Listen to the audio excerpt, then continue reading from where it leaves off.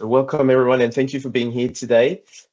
We've got some technical issues at the moment. One of our speakers can't make it. We're trying to get him in the room, so hopefully that's going to work. But I think I appreciate you're already spending your lunchtime with us, so I don't want to take too much extra time. So I think we'll get started, and hopefully Mike will be able to join as we start. So I'm really glad to see such a large attendance today and some familiar names as well. So that's really, really good. So today is going to be about sustainability communications and the reasons why your organization should talk about their sustainability efforts. So there's quite a bit to unpack. So we'll get into it now. I see Mike. Let's see if that's working now. Sorry, bear with me while I try to get Mike into presenter.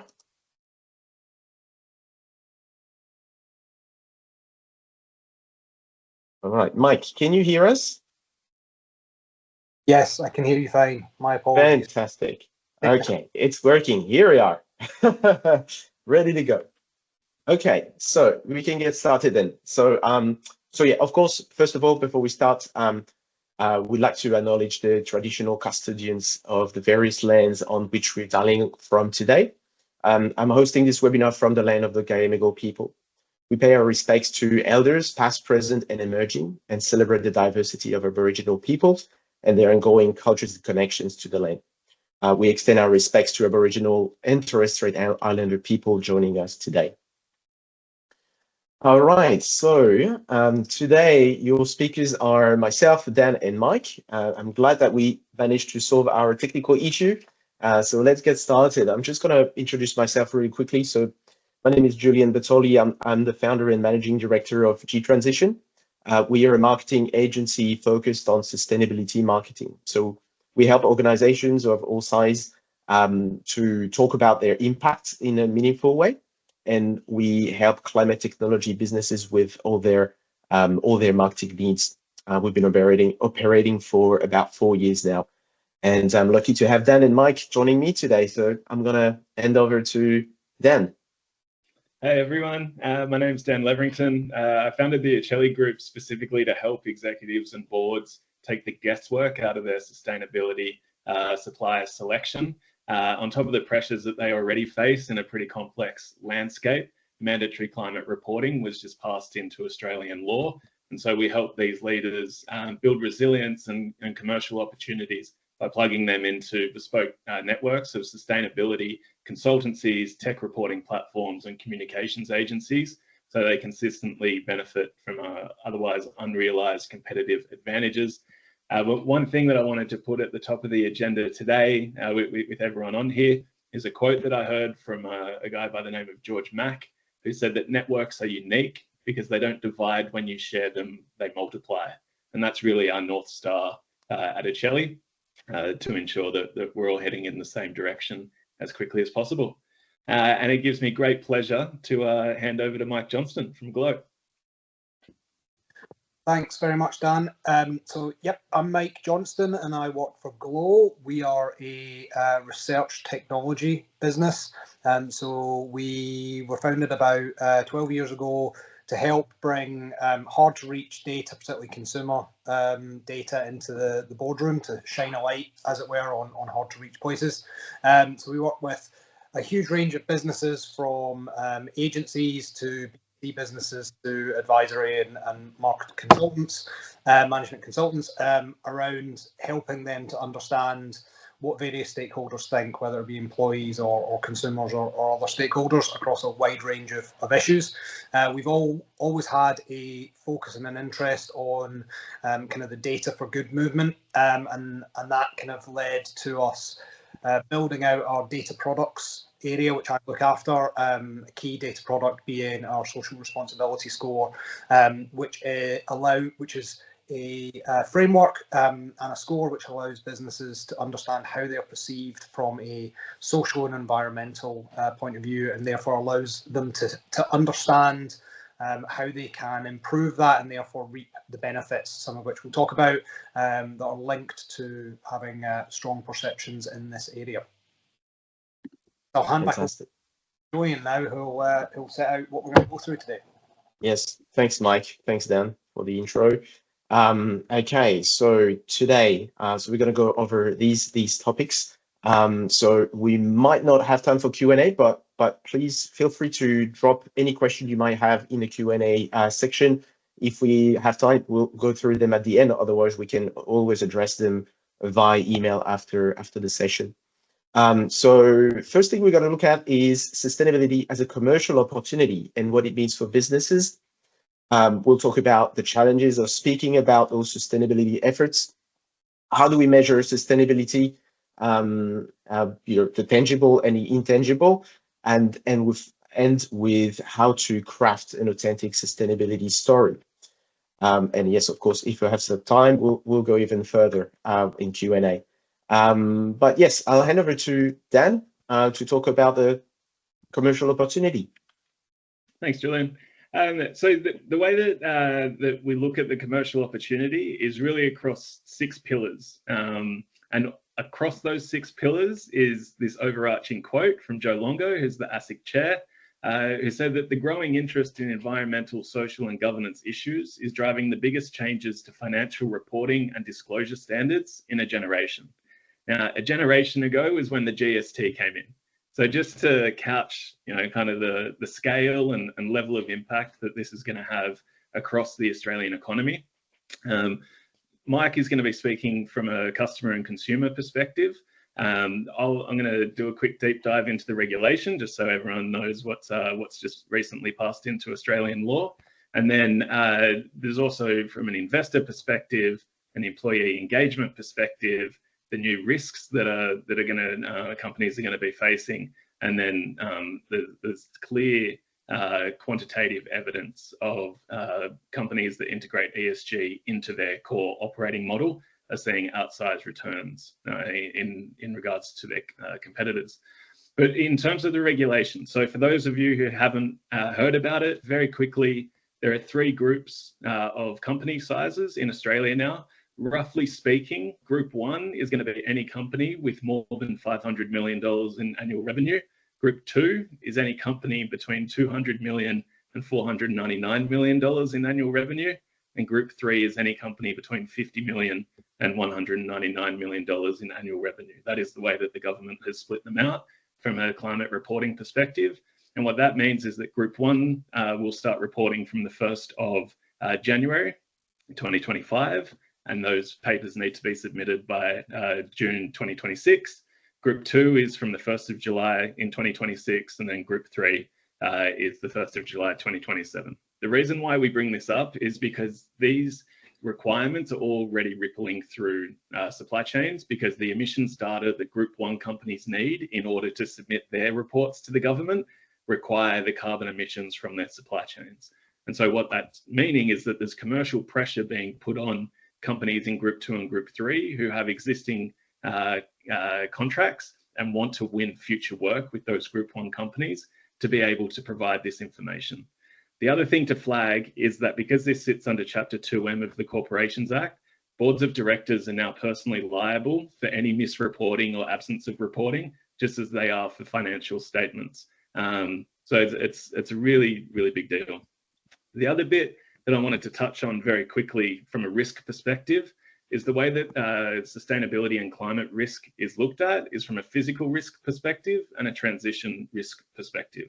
So as you're evaluating where your company's at and what you want to be speaking about, I'd be thinking about from a physical perspective, how can we minimize our exposure to extreme weather events? And from a transition perspective, as the economy moves to a low carbon economy, what regulations, legal liabilities, and shifting consumer sentiment do we need to be aware of with our marketing in order to be able to get in front of our customers?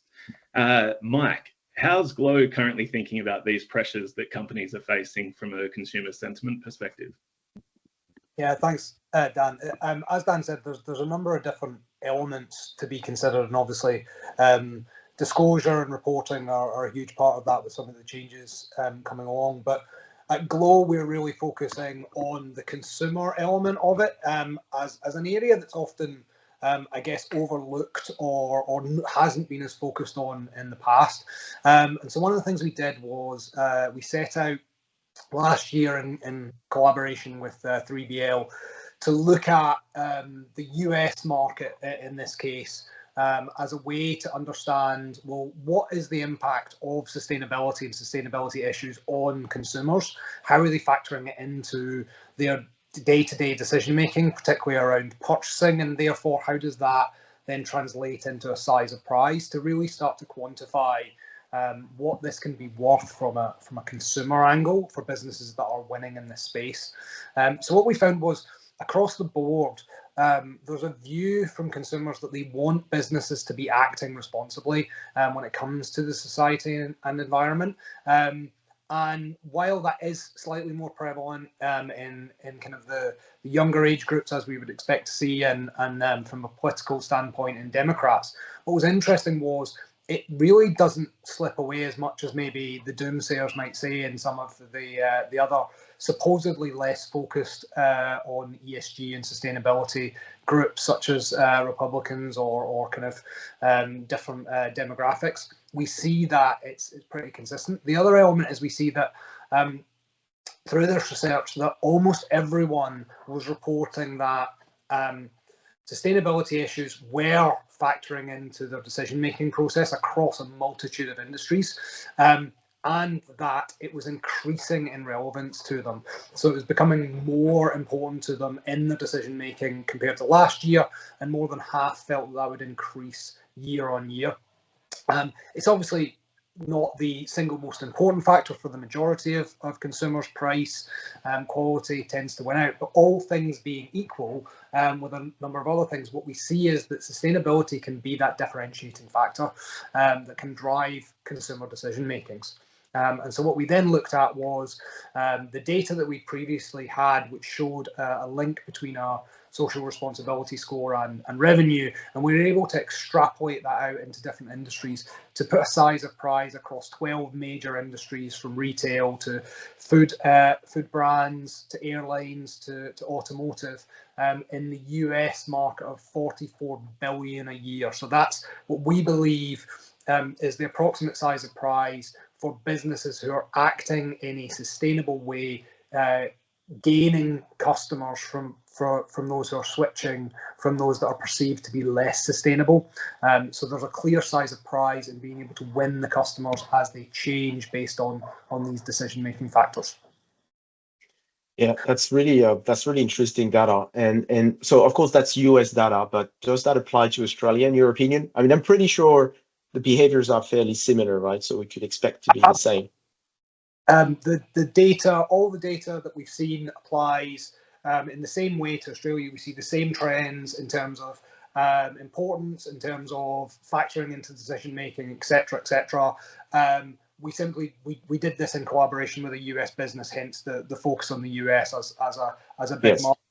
The number will be smaller for Australia, but relative to the size of the industries, I would expect to see very, very similar trends in Australia based on other data that we've seen. Right. All right. I think we've lost Dan now. Let's see if he's trying to reconnect. Okay. Well, I'm going to continue anyway. So basically, so we know that there is definitely a commercial opportunity here, and so that really means that that businesses need to get on board with this, and there's many ways they can do this. Sorry, it's actually Dan's slides, so I'm going to go through them anyway. But yes, so reduce costs and increase efficiencies. So these are some of the things that getting sustainability in place can help do. So by running better, we can of course increase the way we do business. Of course, there is a dimension around brand reputation and customer loyalty. because as Mike just said, people are more interested in or take into consideration sustainability into their buying process. So you can increase your brand reputation and make customers a bit more loyal. In terms of retaining talents, so it's not only about customers. Obviously, everyone is interested when within companies. Sorry, I'm just trying to see then. No. So employees also look at our sustainability and how sustainable the organizations they work with is. And so that is going to become very important and essential to attract and retain talents. Investment and fundings, we know that a lot of banks and a lot of investors are trying to green their portfolios. So obviously that's going to have an impact as well on your ability to attract investments. And that's an opportunity to enter new markets as well that you might not have been able to in the past, and or segments of the market, right, by putting a different product into markets. And obviously we talked about it, then Dan talked about it. Here's back on line, but yes, it reduces the risk as well, related to regulatory risks. Hi Dan. Hey, apologies, just got hit with a storm. I'm back. That's okay. I've just I walked through your slide as much as as well as I could. Yeah. That's the risk with live meetings, isn't it? Do you wanna do one quick sentence around that slide? I've brushed through the 6 elements. Oh yeah, for sure. No, it was more like make sure that this is being looked at internally as business decisions. Like know that the easiest way to protect yourself as a brand when you're speaking externally and internally is to base it on the data that you have already. Perfect.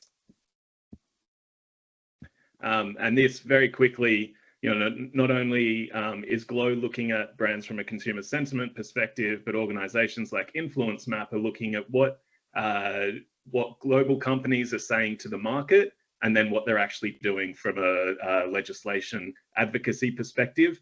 And so you want to be in the top right, with these very well-known global brands. The other thing that I would say is any company in these global brands supply chain at any point will be moving very quickly towards the very core sustainability practices very quickly. And then finally, just with this, I mean, like greenwashing and greenhushing are easy things to do, right? You don't have to do too much, and you can still put out some marketing, but it's really costly. So we often, speak about Kodak. They invented the digital camera. They were disrupted by the digital camera in the end. We talk about Blockbuster. They had the opportunity to buy Netflix. They didn't. They went out of business. It's not whether there will be a company to continue this pattern. It is who will be the company that continues this pattern. And so it's really important that we're thinking about this from a perspective of how do we insulate the company and future-proof it, and do that with a really strong message to the market. Yep, I think that makes total sense. And that's why it's important to nail that communication piece on sustainability. So to speak or not to speak, greenwashing, greenhushing, right? Yeah, and I mean, like, the primary distinction is really, like, what is your approach to communicating your sustainability offering? I mean, like, if you think about going to the beach, there's often a rip on either side of the flags, but as long as you swim within the safe space between the flags, you're going to be fine. And I think your comms around sustainability is the same thing. You don't want to be too far to the left. You don't want to be too far to the right. You just want to be honest with what you're doing. But how do you think about this, Julian? Yeah, no, I agree. I mean, we've got this interesting visual, I think, that represents sustainability communications quite well. Basically, if you're promoting sustainability, but you're not really acting on it, then you're in the greenwashing bucket. If you are acting but not talking about it, then you're in a greenhushing bucket. So basically, in both cases, there are a distortion of the reality of the truth of the truth. So if you want to be in that green zone of the genuine communication, it's simply you want to make sure that you align your communication, your sustainability communication, with how much you do. So typically, if you're just starting out on your sustainability journey, so you're probably going to talk about your goals and what you're planning to do in the next couple of years. Just don't make it a central part of your communication strategies just yet. So you really need to align those actions as in the promotion and make sure that you're not over talking, over sharing at the beginning, because that's how you end up greenwashing.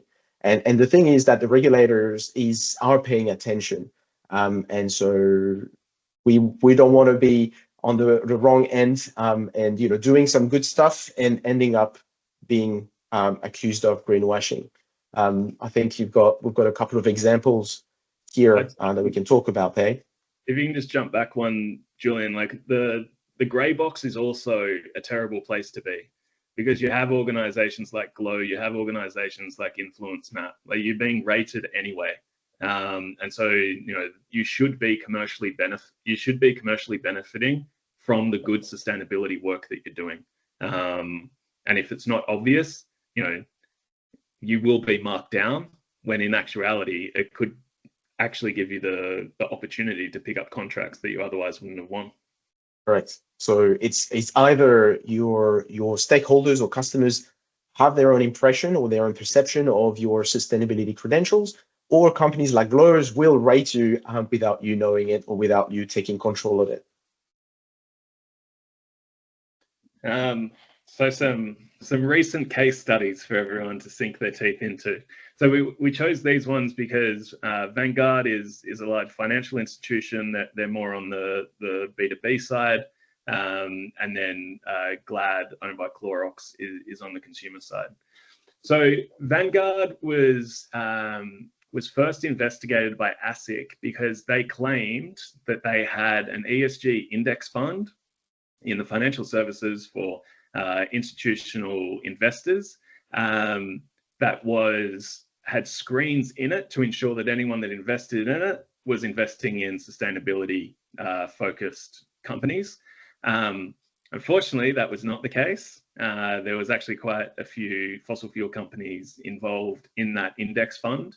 And so the misalignment between Vanguard's marketing claims and the actual reality of the situation has resulted in them being fined $12.9 million, which not only is it the first cab off the rank when it comes to ASIC's regulation, but also it shows how seriously they're taking it. I mean, for Vanguard, a global firm, to be pulled in is a pretty big case to go first with. And I would say that most companies in Australia would now be thinking, if they're able to go after a company the size of Vanguard, then what's them to stop going after a company of our size? The next one is quite interesting. So Clorox, they own Glad. They've been pulled up by the ACCC because their claim was that these garbage bags were made of 50% ocean plastic, or ocean-bound recycled plastic. Where they've run into trouble is that they were unable to prove that the plastic they've recycled was actually ocean-bound. So it looks good from a blue bag perspective. There's obviously the wave inside the bag on the cover, but it's an interesting case because if they just left out the ocean-bound plastic claim, they probably would have been okay. And so the benefit of this example is just be honest with where you're at. Like, there's no need to say that you're doing more than you're doing if you're doing something that is a benevolent initiative. And so it's more about being accurate, which Julian will get into. Yeah, I think so. Sorry, Dan. Just on this one, so they were actually claiming that it is ocean recycled plastic, which is not ocean plastic. It's actually ocean-bound plastic. So that was collected on the shore and not in the ocean. So it was giving the impression that the plastic was collected directly from the ocean. And that's what posed problem for the ACCC. Yeah, correct. And like from a commercial perspective, the fallout's been pretty significant because the story has appeared in the ABC, Sydney Morning Herald, Mumbrella, Smart Company, Inside Retail Australia, and the New Daily, which I'm sure their PR team in most other situations would be very happy to get pieces into. But that is certainly not the kind of free PR that companies are angling for. Julian, how can brands ensure that they're receiving positive press for their sustainability initiatives? Well, yeah, I think what's interesting in this case is that, as you said, they're doing something good, like they're collecting plastic where there's no facilities to treat them, but they're just not talking about it the right way because it's just a bit misleading, and that highlights the real problem is that usually communication is handled by the marketing team, right? Because that's their job, and it's not necessarily the people that are working on sustainability initiatives. So there is that difference between the two teams. And look, the marketer's role is to influence stakeholders and customers, and the perceptions and behaviors. So it's normal, it's all natural that the company's sustainability initiatives are taken care of, or the way we communicate it is falls under the remit of the marketing team or the comms team. The problem is that there's a low awareness on sustainability communication principles and sustainability in general in the marketing space. And I think that's the typical case for Glad. Again, you've got a small packaging. It's only it's only a few centimeters long, so you need to be as impacting as possible. So of course, if you say ocean plastic, it's a lot better. You can use the blue color, you can use the wave, and all these creative elements. But unfortunately, can't take these shortcuts when you talk about sustainability. Sustainability marketing requires precision, and you need to be able to back everything with evidence. And so I think we can argue that if the marketing team is not talking about sustainability properly, then they are making things worse, right? They become part of the problem. So it's really important that this is done, that this is done right. And so the ACCC released a guide last December now. It's almost a year old.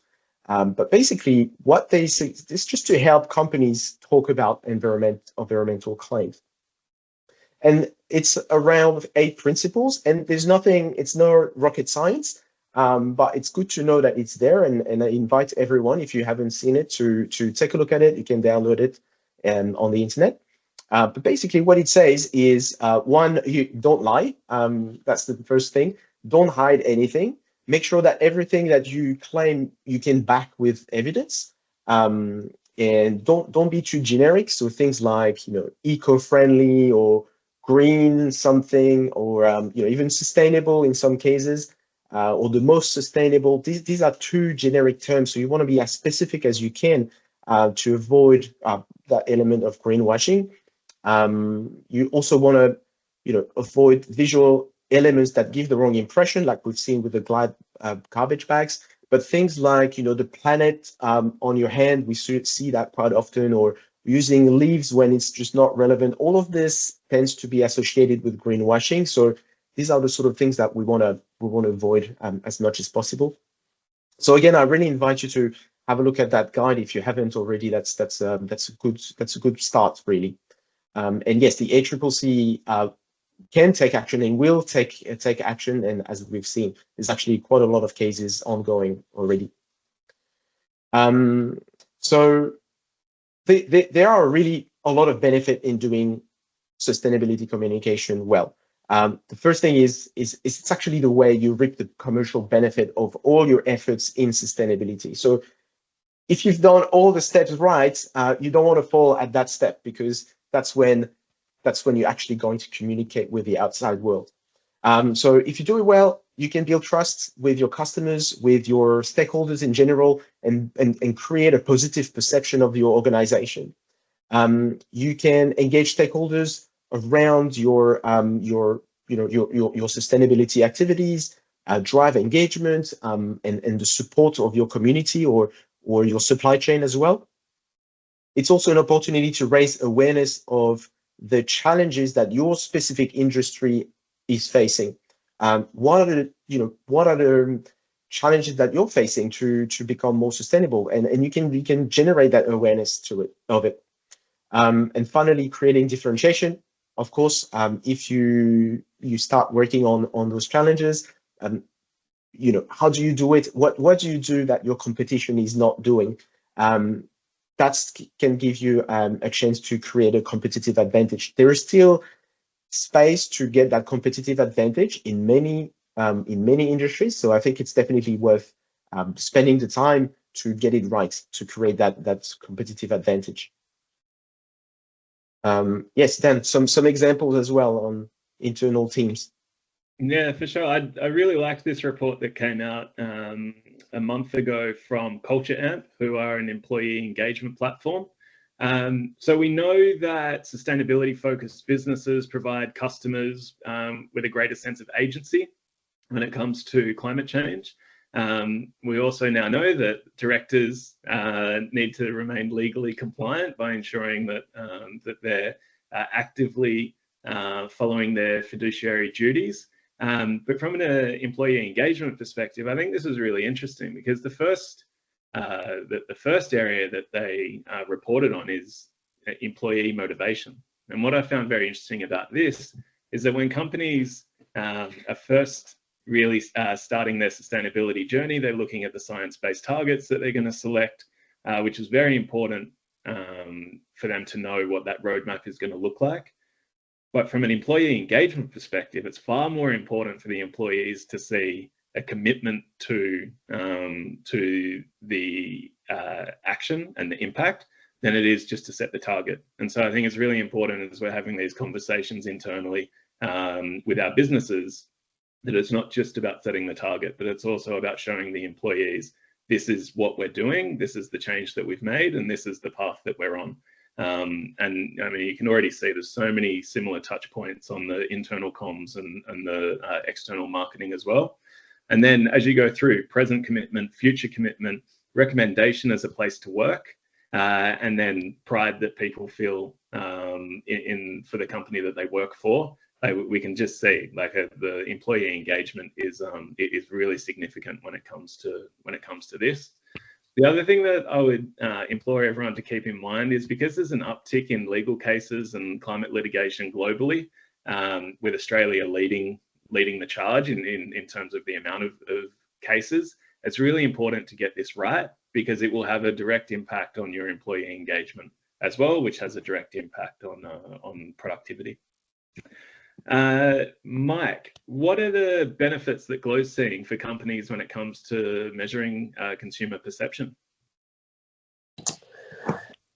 Thanks, Dan. Yeah, I mean, just to touch on actually, before I get to consumer, we see exactly the same thing that you were just talking about from an employee point of view, because our metric of social responsibility score, while we focus predominantly on consumers, it is applicable to any stakeholder, and we've run some studies which show exactly the same thing, that the companies that employees, if you rate your company higher from an SRS perspective, it is correlated with a likelihood to stay longer at that company and those type of things. The other thing that's interesting is exactly what you talked about around what employees are looking for. We see a similar thing with consumers, where consumers are looking for less about the long-term big goals. There's actually a lot of skepticism from consumers around that stuff, and really to drive the perceptions. Yes, you need, of course, to have those elements, but you really need to have a transparent way to talk about what you're doing in the here and now. What's the very next thing you're doing? What was the last thing that you're doing? Show progress. Consumers don't expect perfection. What they expect is transparency and to show that you're on that journey. So a lot of evidence which is talking to that.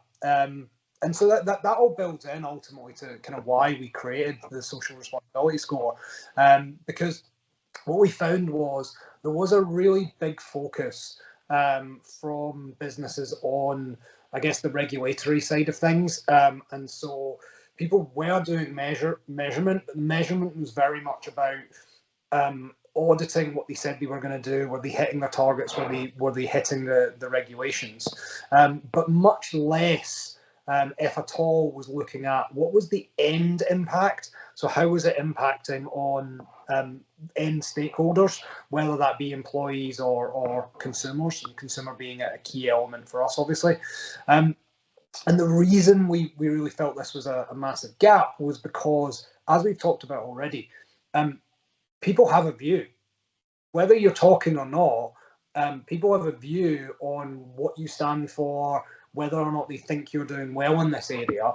And more research was showing that view was having an impact on decisions and purchase decisions that people were making. And ultimately, you could be the most sustainable, the most compliant business in the world. If your end consumer doesn't know about that or doesn't care about the things that you're doing or give you credit for it, then when they are making the choice of whether to purchase you or a competitor, you're not reaping that benefit. So that was a measurement that we felt was really important. So we built, over a number of years, we developed and built the social responsibility score. The easiest way to think about it is like an NPS for sustainability. It's a simple question which allows businesses to understand where they sit and benchmark where they sit at a very high level from a sustainability point of view, from sustainability perception point of view. It's applicable across stakeholders, across countries, across industries. So it gives a common language, which is really important. We then, underneath that, developed out a framework of drivers to help businesses to then understand the why behind the score. So if you're not scoring as well as your competitors, why are you not scoring as well? Where do consumers think that your competitors are doing better than you? Because that can then obviously help to inform either your programs or, in a lot of cases, just the marketing of those programs, so that you can talk about the things that are going to matter to consumers. Because there's sometimes this fallacy of, like, again, the marketing talks simply to what has always been important around what investors think is important or what other stakeholders are important. And it's about also understanding what your end consumers care about.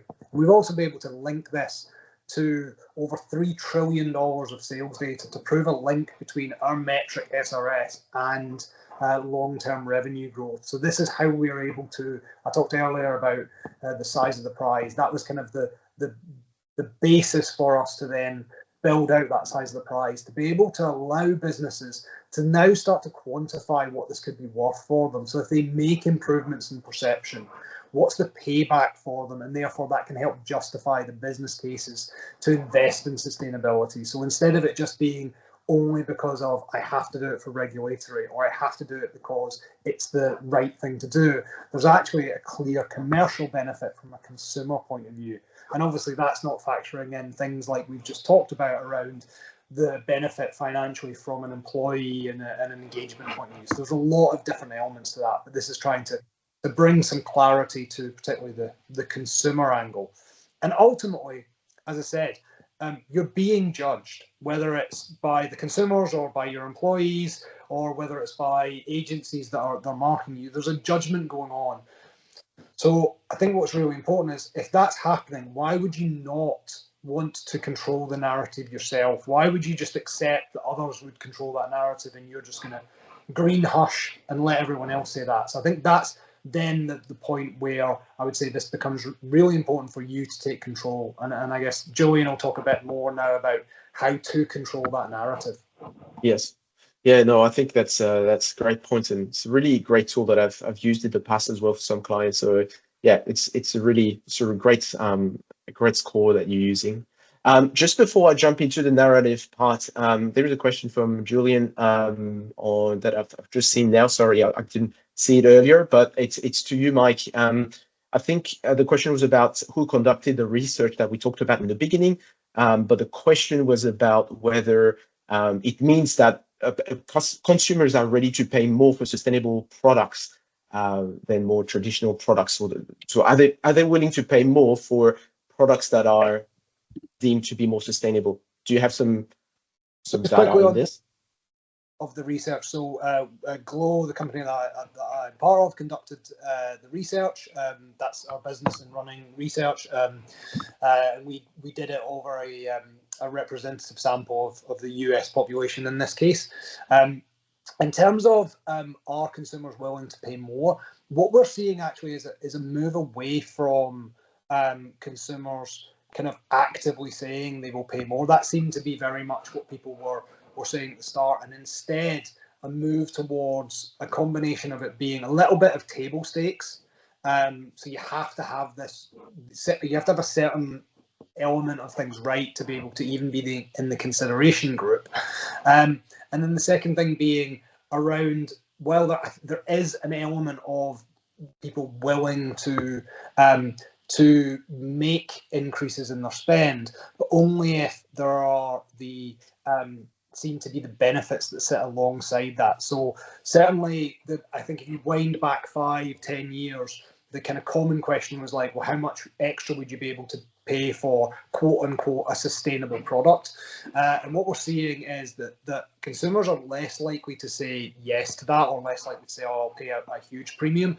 And that's become even more the case in recent times with kind of the focus on cost of living. But what we are seeing is that sustainability is becoming a greater influence in the number of influences. So people aren't making these decisions in isolation, but it's having a greater weight alongside things like price and quality when people are making that decision.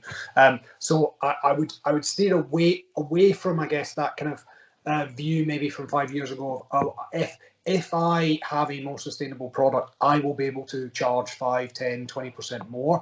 I think it's much more about saying, if I have a sustainable product and consumers can see the benefit clearly of that, they are more likely to switch to me.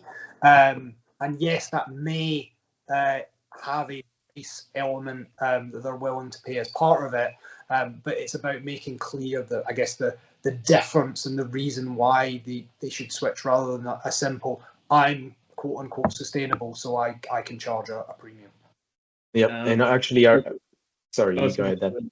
I was going to say, just to piggyback on that, also, I mean, like, we're seeing a lot of companies now switching their energy sources to renewables.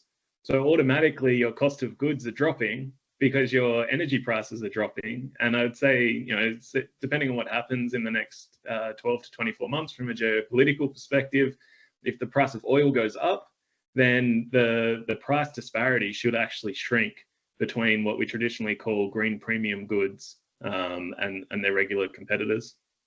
So that's something for companies to think about as well.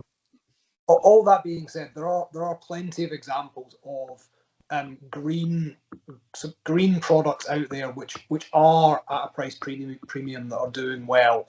But I think it's because they have a very clear USP or advantage over, and it may be that it's a combination of a sustainable advantage plus a convenience advantage or some other one. So it's less about it being in isolation, I would say.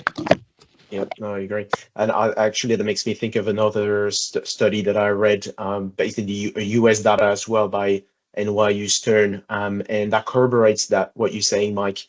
That I remember, I don't have the numbers in my head, but basically, products that are claiming to be more sustainable grow much faster than the regularly marketed products. Even in period of inflation. So I remember the NYU Stern had about 3,000 products that they followed over 10 years, and they could show that it was growing much faster for products sustainability marketed. So not necessarily a premium on it, but definitely a segment of the market that grows faster.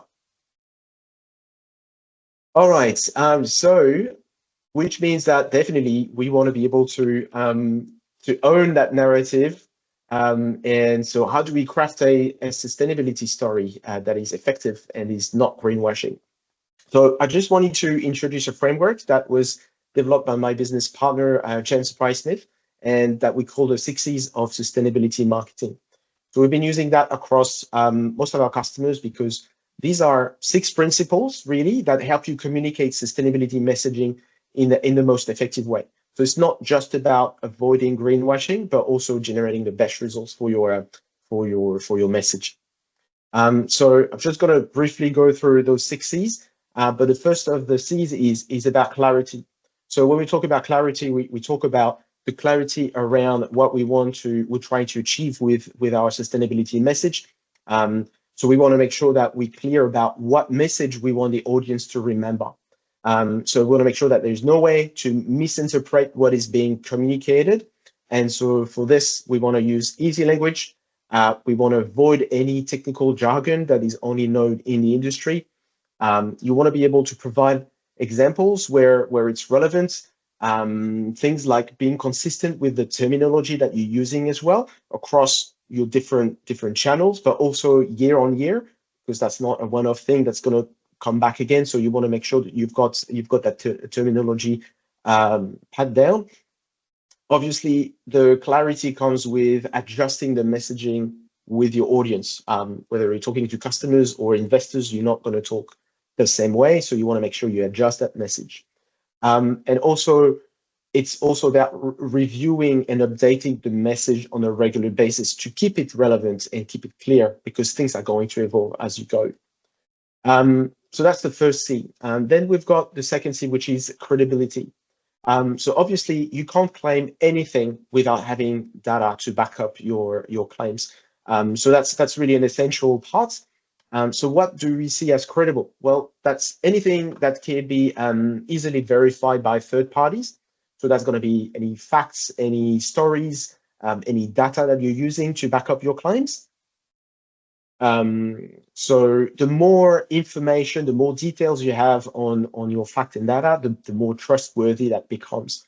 And so credibility means also that it needs to be a real commitment. So if you talk about things like, charitable donations, which are fine, of course, or beach cleaning, this is fine, but that's not going to cut it, right? That can't be the center of your sustainability communication. That's not going to build the credibility that you need around this. You can also rely on third-party certifications and partnerships as soon as these are reputable as well. So there's a part of greenwashing that is related to fake certifications or sort of shady certification or things that are made up by companies. So you want to avoid these ones, obviously. But any third-party certifications that has a reputation, that's going to also transfer a bit of that credibility onto what you're doing. So definitely something that can be done. The last one is about code surfing. I think that's an important one as well. Is if you're focusing on something relevant to your industry, it's better to stick with it and not just jump from one thing to the next, because that's just it just makes it very hard to understand for your stakeholders on what you're trying to achieve with your sustainability initiatives. Number 3 is around customer centricity. So I think Mike touched on that before, but it's important to focus on what your audiences and your customers are expecting, right? So what is important to your customers, and so you can build your sustainability work around that, and obviously the communication comes with that. So that means that you can align your products and your operations around those goals, and it says customer centricity, but that's also true for the other stakeholders, whether it is your supply chain or your internal teams. Number 4 is competitiveness. So what is the competition doing? That's important to ask this question about what the others are doing in that space. Are they greenwashing? Because if that's the case, then there is an opportunity to do things better. There are many organizations and communication strategies out there that are vague, and greenwashing in some degree. And it's not just in Australia, even in Europe, where organizations are a lot more established in this sort of communication, there's still a lot of greenwashing out there. So that represents an opportunity to do it better than others. So you got to really think about this. And it's also about doing things differently from your competition. So what are you doing that others are not doing? You don't want to talk about things that have become standard in your industry. think about, you know, the CFC-free products, which is the gas that had an impact on the ozone layer. This is something that is standard now. You can't put that as a central part of your communication. So really focus on the difference and something that is not standard in the industry. And yes, sometimes what you don't do is also as strong as what you do. So think about these things as well. Number 5 is cut through. So this is where we want to get creative.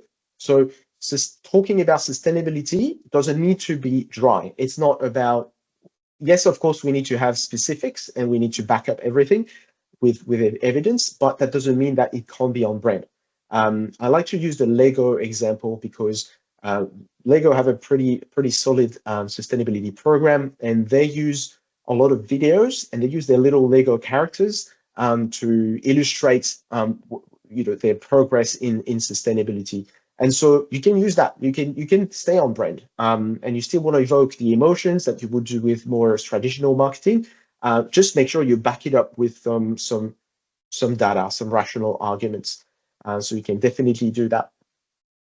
How do you cut through as well is by going multi-channel. So you want to talk about your sustainability initiatives or sustainability features where your customers will see it. And I think I remember actually another report from Glow, I think it was from you guys, that talked about where consumers see or want to see sustainability messages. So I think I invite you guys to see that Glow report, but I'm pretty sure that was with you guys. So that's interesting. Yeah, we did that. We looked at Yeah. Consumers would most like to see it, and yeah, it's interesting as well that it's important to understand who your target market is, because that does change where they would want to see these messages. Does change, particularly Yes. by demographics, by age. So something to think about of who you're trying to get your messaging out to, and then obviously optimize it that way as well. Yeah, that's true. So yeah, across channel and across the customer journey, what do you need to say at each stage of the customer journey is also going to help get the message across.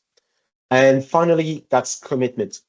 So if you go into sustainability communication, you are not going to do a one-off campaign. This is going to be something you're going to do on an ongoing basis.